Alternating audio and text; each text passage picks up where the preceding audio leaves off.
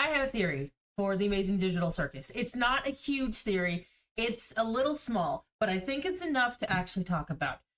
So, I probably should go back and watch both episodes a little bit more extensively, but the idea came into my head while I was driving, so I have to talk about it now, otherwise it's completely gonna leave my brain. But anyway, okay, so you know how I gotta get in my chair, there are humans in the game, but there's also NPCs. And then there is Kane, who we don't exactly know what he is, if he's a person or if he's an AI or what he is. Also, what is Bubble? What is Bubble? Is Bubble an AI? Or is Bubble an NPC? Or is Bubble a person like everyone else?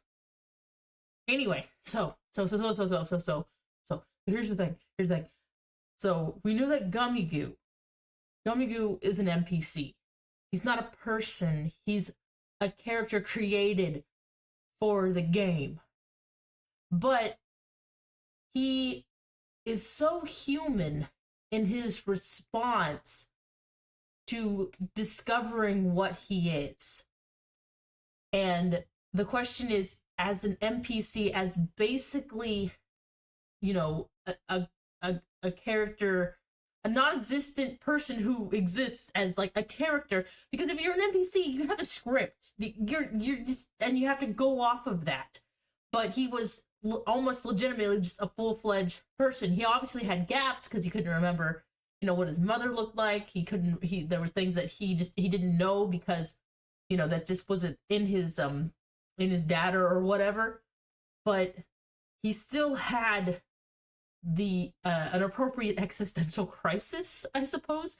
But the thing is that who the heck puts existential crisis in an NPC's code? Okay, so here's what I'm thinking.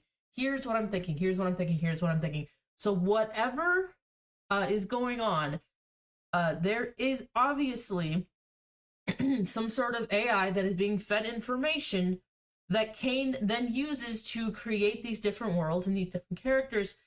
And the human characters are there to help the AI learn. And because all of the characters are human and now they're in this candy-coated world of nothing matters, all of them clearly are having a little bit of some existential crisis. Mainly right now, Pomni, since she's the newest member. And because all of these human ideas and concepts of existential crisis are being fed into the AI is learning about those things about humans, not necessarily understanding them, but learning what it looks like and how it happens. And so when Gummy Goo actually came face to face with his character model T-Pose, the computer system actually had data for Gummy Goo to have to be able to somewhat process it. And so whenever they go back to the digital circus and Pomni is all like, hey, come with us, come live in the circus, and then all of a sudden Kane's like, whoop, nope, one of these guys got out, and just pops him out of existence. And then he's all like, I know you love your NPCs, but I can't, you know, suddenly confuse humans for NPCs because the AI is learning from the human behavior to create the NPCs. But if the AI gets too good a job of creating NPCs, then the NPCs might come in to the digital circus and be mistaken as a human when in fact they are not. And so it's important for Kane to keep track of who is human and who is not, because if he doesn't, then the entire system might start mistaking NPCs for humans.